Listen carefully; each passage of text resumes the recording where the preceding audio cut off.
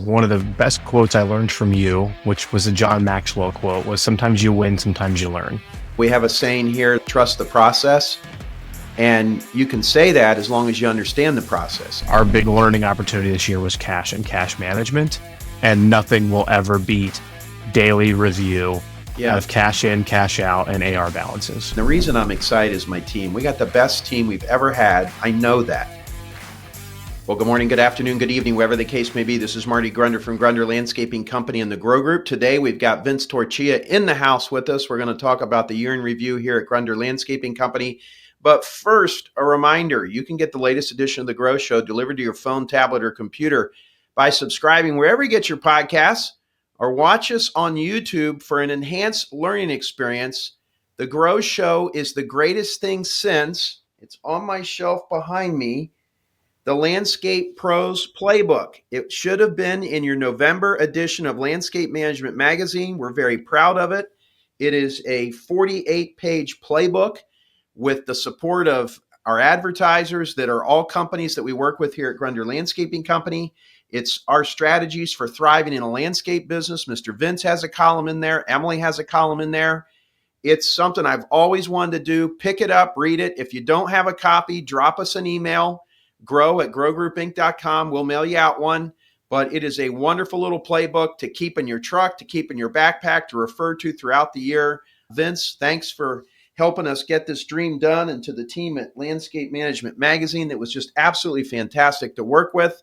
It's a great day. Vince, I'm going to turn it over to you because we got something kind of special set in place for today.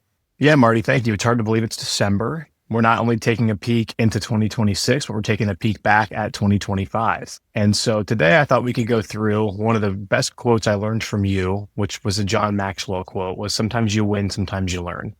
And so we thought we'd take this morning and go back through some of the things we learned in 2025 and some of the things we won on and what we're doing about it, all related back to Grunder Landscaping Company, Marty. So we'll use our 4 Ps, platform, people, process, profit, as a way to guide our conversation. Let's start with platform, Marty. When you look back on 2025 at GLC, where do you feel like we won on the culture side? Well, we grew a lot. We added $4 million in revenue. So we added, I think, about 40 more people. And the turnover on the production side, the turnover has been very low. So I think the reinforcement of where we're going and what we're trying to do, the surveys of our clients, which is a huge indicator of what we're doing is working, has been good. Yes, we've had some problems, but we don't get surveys, Vince, where they say your people didn't give a you know what. There's a lot of kindness. I don't see people here working with my name on their shirt that I wish weren't here. So culturally, you're only as good as your team. We always talk about that. We'll get more about that in the people part of the 4 Ps, but there's some wins there. We added 2 significant players in Rachel and Dawn, and you and I have talked a lot about the impact they've had on the organization. Rachel with helping with hiring. She is a pro at it, and she's improved our chances for winning there with the hires that she's gotten. And yes, we've missed on a few, but she's a pro at this. She, in a short amount of time, Vince, has grasped what our culture is here and is out looking for people that fits it. She's an experienced professional. And then Dawn, I hate to go on and on about it, but I just can't say enough good things about what she's done with the sales team. We were struggling there a little bit, and she came on board with us about 8 months ago, and she's just been a great breath of fresh air. She's one of the smartest people I've ever worked with. She's got a great way about her. She's a manager. She's good at things that I'm not good at. I enjoy being around her. Those amongst some other things, culturally. And by all means, you're involved here too. Maybe you have some thoughts as well. Yeah, I think culturally that's spot on. I think that we've learned more about our ideal client this year. I'll put that in the win column. Yeah. We've done a fountain project. We've done a historical renovation of a property. We've landed more commercial snow work this year than ever before in the past at the time that we're recording this. So I think we talked, we changed the mission statement to create opportunities for our team to grow and succeed. That was the new part of our mission statement that we added. And I think from a platform perspective, we are doing that. We're doing that through, again, looking at our ideal client in a new perspective for the kind of work that we want. And then to your point, Marty, we're putting out a culture that people want to be a part of. So when I look back on 25, to your point exactly, we've added a lot of points on the culture team side. We've added a lot of points on the ideal client side. Marty, where do you feel like we lost any ground, or where did you learn culture wise this year? Well, I think when you grow like we have, I think everybody falls into this trap, Vince. You assume people know how to do things and you don't slow down enough to train them. And we've got to train better. We have a saying here that's trust the process.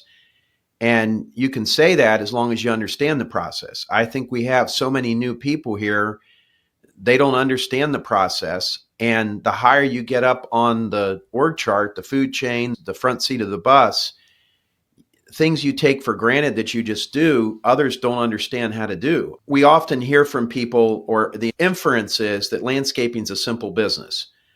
I don't think it is. When you do the number of transactions that we do, and now in lawn care, some of those transactions are $80 lawn apps, and you have weather to deal with and all these people and complicated projects, there's just a lot. And when you grow and you add new people, it takes a while for them to understand how to do things.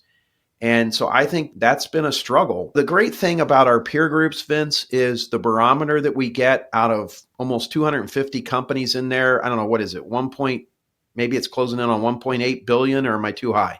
No, yeah, 1.5. Yep. So that's a big sample size. And like Cole Weller in South Dakota, talking to him, a couple years ago, and he was telling me some things to watch for.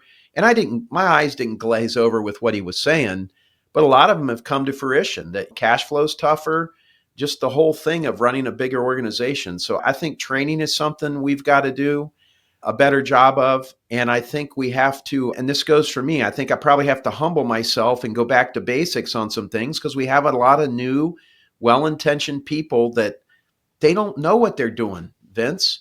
And yeah, you would think on certain instances that they would understand it, but I don't know. I think at times that's a somewhat unfair assessment to make. No, I think you're right. It all starts with leadership team, right? The people at the top of the organization. I'd say, Marty, the only thing I would add on the platform side would be communication. I think, to your point exactly, I think it goes hand in hand with what you're talking about. As Yeah, the organization good grows, the point. gaps in communication can become bigger as well. So not only do we have to lead better, but I think the function of how we need to lead better comes into communication, and how we communicate from a leadership team down to a management team, and from a management team down to administrative or field team, and from a production team across to a sales team. And so I think our meetings have gotten better over time, but I still think there's opportunity for us to improve communication.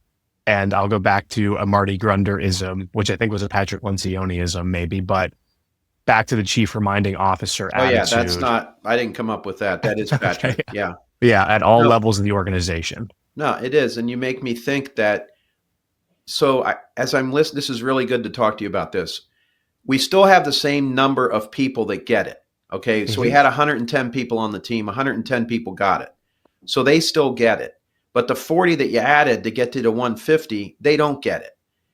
So, but you're still kind of looking out there, and the masses still get it. So I think you just assume that everyone else is going to get it, and you I got think to you're go right. back to basics and reminding people of how you do things. And we probably got to do a better job of eating our own cooking. This is actually good to talk to you about this, because I think I just see a path where we probably have to do, more of a focus on some of the basics again, like to remind people what's important. Yeah, very good. Good. So we've got the platform. Marty, let's go into people. We talked about some people already, so maybe we can take a different shape of this. But when you think about 2025 as a year in review, what were the wins with the people side for you? Well, we talked about Dawn and Rachel. Those are a win. We've Mhm. added some great salespeople. They're green. And you know me, Vince, I try to keep it real and not sugarcoat things. We also shoved a couple people off the bus. I mean, we stopped the bus, opened the door, escorted them down the steps, and said, thanks, you need to get off the bus. But that was a big addition. And a reminder of something with people. Pete Luongo, great mentor to me. In fact, I'll send this episode to Pete. Hello to Pete. Wrote a great leadership book. And I remember him telling me 25 years ago at Frickers, I think it was, a chicken wing place. He said, Marty, he said, you got to learn how to tell somebody, I love you, but you just can't work here anymore. And, that's hard. I mean, I was just coaching one of our clients yesterday on how to separate from a long time employee that had done a lot of good, but the organization had grown beyond them. And like we've talked about, we had some people here that they could do it, but they didn't want to do it. So we had to get them off the bus. And then we had other people that I don't know that they could do it. We got to a level where we needed more and they weren't capable of do it. And then just to call a spade, I think we had some people that didn't want to work with us anymore. We're going too fast. We're pushing too hard. We're too demanding. It's too complicated. I don't know what it is, but it's like this, Vince. I know I'm good. I know I am. I know we have a good company. I'm positive of that. But if we're going to be great, we got to look at things with a critical eye. One of the bravest things you've ever done is come on today with that Bengals football behind you. I'm just kidding. But, hopefully the Bengals in the offseason finally do something. Hopefully the Reds this offseason do something. We don't really have an offseason with snow, but we have some things we got to work on there on the people side. But gosh dang, do we have a lot of good people that we can work with. And the more we get them to see and to buy into what we're doing, invest in them. We always say training is an investment. It's not an expense. And I think, just continuing to work the plan on there. And something that I've learned, most of your people are capable of doing a lot more than you realize they can.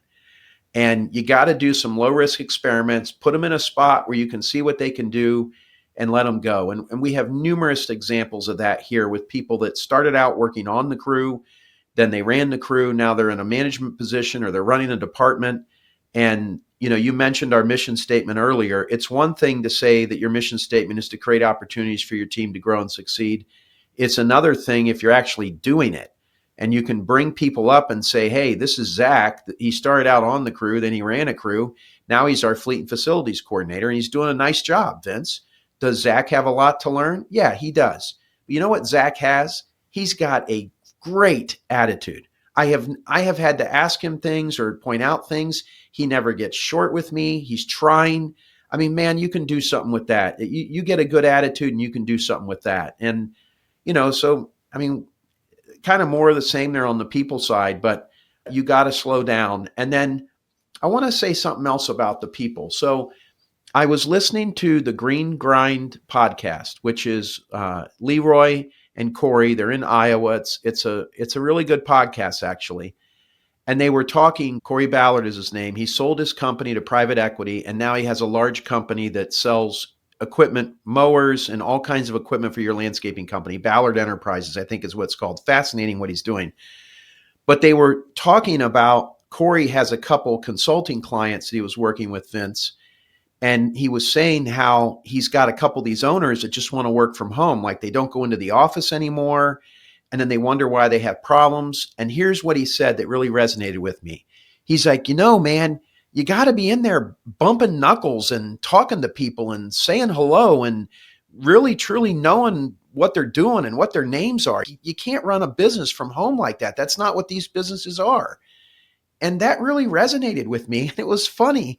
The next day, Lennon works on our lawn care department. Real nice guy. He's probably 6'4", big, towering, friendly fella.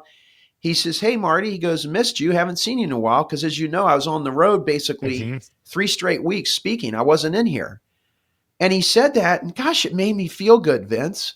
As you know, I have a nail apron that has our logo on it and the 4 core values, and I wear it every morning, and I pass out candy. I recognize people. I go around. I take a peek in a truck. I kind of try to look for the things we're looking for and reward them.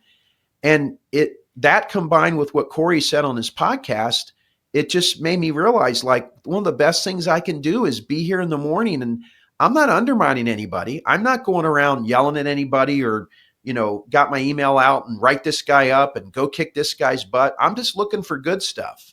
And so I think that on the people side, we underestimate what something small like that can do for our culture and for our team.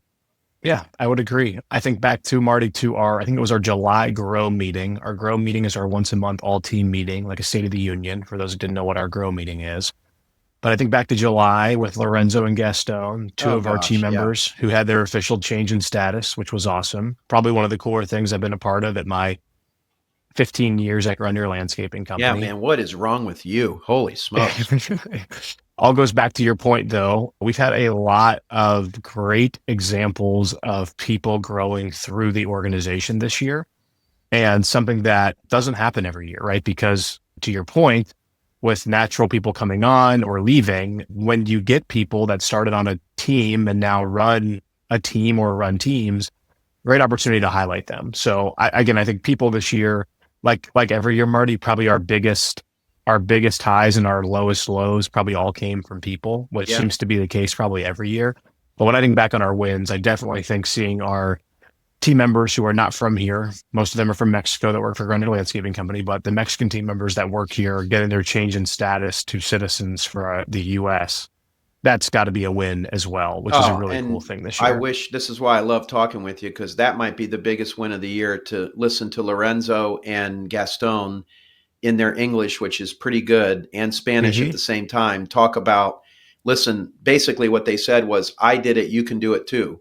And I Yep. remember Gaston saying, so if you want to do it, if you see a piece of trash, pick it up, keep your truck clean, be friendly, be someone others want to be around. And I'm listening to him like, oh my gosh, is that guy laying stuff? Because that's what we talk about. Right. And Yeah. yeah, that was to be honest with you, not to be sappy, I had tears in my eyes listening to those two guys because they come from Mexico where they don't have a whole lot and they're grateful for the opportunity and they've made a lot of the opportunity. And then for them to stand up in front of their brothers, from Mexico and El Salvador and talk about it, I'm sure that was courageous for them to do that because they're shining a light on themselves, but they were saying you can do it too. And I think it was pretty special. I really do. Yeah. And you talked about them already on the people side. Obviously, we have some training we can continue to do. We have some communication we can continue to do. Anything else on a learn column for you that you want to make sure we don't repeat for 26 on the people Well, side? on the people side, really, really excited about Greenius. The platform that Granum. We've got an episode or a whole series in there on sales training, but Brian's getting that dialed in. Yesterday, I came out in the shop and there were 30 folks on their phones sitting all around the shop. And at first, I'm like, "What are we doing?" And they were all on the Greenius app, taking a Mm-hmm. session and then coming back to discuss it. So I'm excited about that because one of the greatest ways to keep your people is to show them a career path. They're not going to be able to move on the career path unless they improve their skills, and they're not going to improve their skills unless you train them. So Right. somebody at some point's got to get serious, and that goes for whether you have 8 people or 200 people. Training has to be part of your company's success. It's not just a check the box thing. It's a genuine program that focuses where you have weaknesses and continues to remind everybody of the things we got to do, like wear PPE when we run a weed eater or a chainsaw, those kinds of Right. things. Yeah. Marty, let's talk about the process side. Thinking back on 2025, where were the wins on the process side of the business for Grunder? What sticks out to you? Well, I think overall we're doing well because I judge that by the complaints. And in Aspire, the very first dashboard is issues. And so we constantly know where we have issues. And I think right now, I checked this morning, there's 2 issues. We've done thousands of work tickets and there's 2 right now. Now we've had a bunch. And we've spent a fortune making things right. And Mm-hmm. we're, as we mentioned yesterday in our little leadership team meeting, way too much money spent on callbacks and other stuff. So we are not perfect, but our properties look good. The lines are straight. The methodology and the way that we're doing things makes sense. Job sites that I go out, I see the truck parked in a strategic spot that makes the work more efficiently. We did make a lot of mistakes, but I see where we've improved in process. And I do think we got better in that area this year for sure. Yeah, and I think so too. And I think that I would say from, my perspective inside and outside the organization, I think you're exactly right. I think the only thing broadly about process that I would add is what opportunities do we have to teach more of the process to our team? That would be really it, Yeah. Marty. I think we've got good systems and processes in place. We're constantly refining them. We're constantly updating them. We've done a nice job once a quarter of taking a step back and seeing what needs to be updated, changed, cleaned up. Bringing new people on, Marty, also gives you a chance to refresh a process because you go to teach someone something and you're like, well, shoot, that's not how we do it anymore. We No. did that a year ago, but we don't do it that way anymore. So I'd say you're right on the process side. Probably of the 4 pillars, Marty, probably the one that we've got, I'd say dialed in very well. Again, to your point, lots of opportunity to teach better on the process, but I think we're in a good spot on the process We're, platform or we know process P. we know how to landscape. And in the leadership team meeting, Bill said something very wise this week. If you recall, he said, we say Hmm. trust the process, but the problem is a lot of new people don't know what that process is. I don't think I'm putting words in his mouth. I No, think no, that's that's what right. he Yeah. said. And I was like, yeah, you're right. Like we gotta, and that's what I was getting at too when we were talking about the platform. You have so many new people, they don't know what they're doing. I think the other thing that we've done a really nice job, we haven't had a lot of turnover on the production side. We've had some turnover in the office. We have Hmm. between some salespeople and accounting and stuff. And, we're trying to learn from that. We've got number twos in place. There's an opportunity for us to grow. And next year, our budget is pretty flat, 5 to 10% growth. And we want to get our feet underneath us on all this stuff. We took on some very complicated projects that pulled leadership team into, and that's fine, but then they weren't able to work on some of this other stuff and we paid for it there. Overall, what I'm most pleased, Vince, is the effort. There's people working hard. There's people trying. I look at two people like Brian and Bill on our team that are pretty quiet, nice people. They're working their tails off trying to help us get better. And that's motivating for me when I see the effort they're putting forth towards getting better. Marty, what about profit? Let's go to our last P and then we can do a recap. But what sticks out to you from the win side on the profit side of the business? Well, we got the revenue, but some of these complicated jobs, they were complicated and it affected our profitability. We poured several $1,000,000 into a new facility in Cincinnati between buying the building, renovating it, buying all the equipment, getting the infrastructure in place, the monitors, the lockers, the office equipment, the darn landscaping, which we haven't put in, but we've had to fix a bunch of stuff. It's a pretty prominent location down there in an office park. Love the building, really love what it, where it is and all that, but we got to have it looking good. It's been a lot of money. We're going to Yeah. exceed our budget on revenue in Cincinnati. And I hate to say this because you're going to be like, Marty, how'd you do that? I guess I just didn't realize how much it was going to take financially to get this branch off the ground. But at the same time, nobody goes into any new business in the first year and is like, oh yeah, well, we spent $3 million on our new location and we did 21 million in year one and we netted 3 million. I mean, that's like, I know I didn't think that was going to happen, but when you're working hard and then you don't have a lot of profits to show for it, I think you can get yourself in a ditch and think, what did I do wrong? But then when I look at it pragmatically, it's a new endeavor. We're on track there. Cincinnati is a phenomenal market. Our branch down there is 15 minutes from the wealthiest neighborhood in Cincinnati, where we're starting to get some traction. We've got a healthy collection of commercial work, and we'll continue to get that. The salespeople we have down there, the three gentlemen we have in sales, they're doing really, really well. But it's not going to be a banner year for us in profits.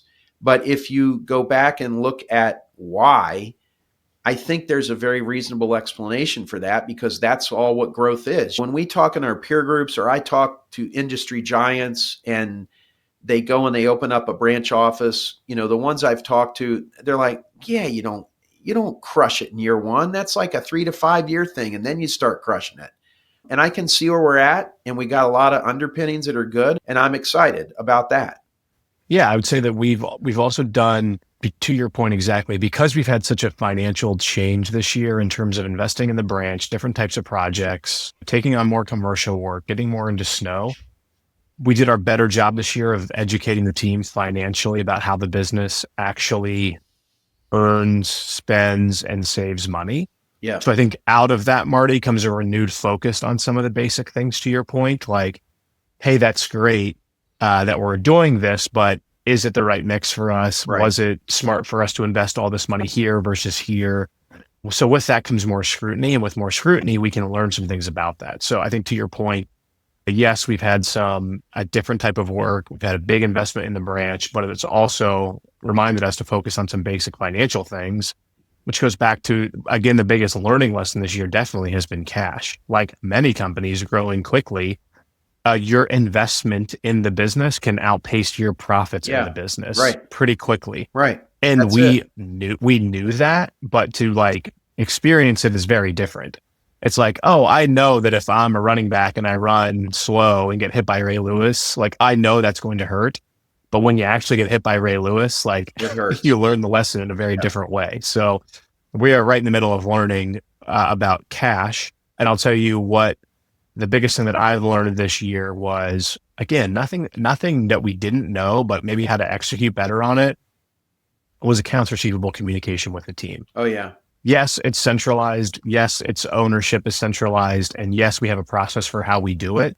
But just because you're not involved in that collection does not mean you just get to like put your arms up and be like, well, I'm not getting involved Yeah. in that. Right. Like everybody on the team has to understand Right. who owes money, why they owe money, and what we're doing to collect it. So I Right. think to your point before, Don's done a really nice job working with the sales team to better understand why a client hasn't paid, what the holdups have been, putting process around that. But I would say our big learning opportunity this year was cash and cash management, and nothing will ever beat daily review Yeah. of cash in, cash out, and AR balances. Yesterday, I spent an hour with Ashley and Dawn going through AR, and what a difference this young lady Ashley has made. So we just, you grow, you don't realize you have an issue. You get kind of caught with it. You try to put a system in place and you catch up. And to your point, we're going to be in a lot better spot next year. So I'm excited. There's some things that frustrated me from this year, but overall, when I look at what we're doing, and the reason I'm excited is my team. We got the best team we've ever had. I know that. And, you struggle to, like the Dodgers won the World Series and they spent more money than anybody. But, the Reds, I think they swept them in a series or they won a series from the Reds. So, like not everything's perfect. And I think, again, I go back to, I know I'm good. I want to be great. So I got to focus on those things that are not so good. Don't sugarcoat them, eat your own cooking and go work and get better. Yeah, good. Marty, what's the thing you're most excited about for 2026? Then we can wrap up here. I'm excited to see what we've got a spot if we get some snow here in Dayton and Cincinnati to really just get out of the gate strong with the amount of square footage that we maintain now and the systems we've put in place and the mechanization we've purchased to help us be more efficient. And I'm excited to learn from the mistakes that we've made and go through 2026. I think it's going to be super exciting. And Vince, is sort of funny. So I went and found one of my old journals. This was one of the first ones I did. And I just, spent about half an hour reading through it. And it was amazing to me how many of the things, this is from 2014, how many of the things there were, it's still the same.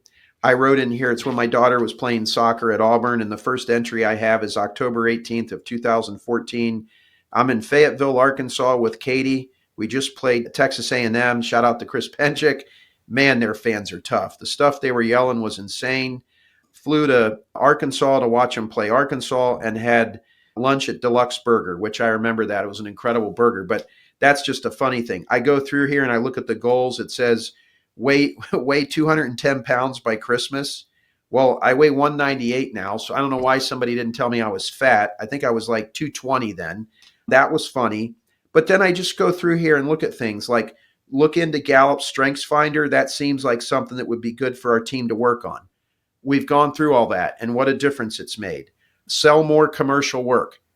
Okay. And I just go through here and look at things and the to-dos, be able to add our fourth and fifth salesperson. We have 11 now. And I just go through here and look my weekly plans and the things I was doing. Like just by reading through this, I can see the growth that I've had. And, Vince, I was 42 years old when I put this journal together, or 43. I'm 57, 14 years later, or 13 years later, or I can't count, 12 years later. But it's amazing just to go through, and it truly is. The more things change, the more they stay the same. It's the same issues. There's more zeros after it. You do get better at dealing with the issues, and I think a lot of it has to do with this right here. It's the mindset. And you go in there in the morning with a smile on your face and a positive can-do attitude. There's a lot you can do with that. You go in there with a foul, nasty attitude and a frown on your face, and nobody wants to be around you. And that's just another reminder. There is a lot that's changed, but there's a lot that stays the same.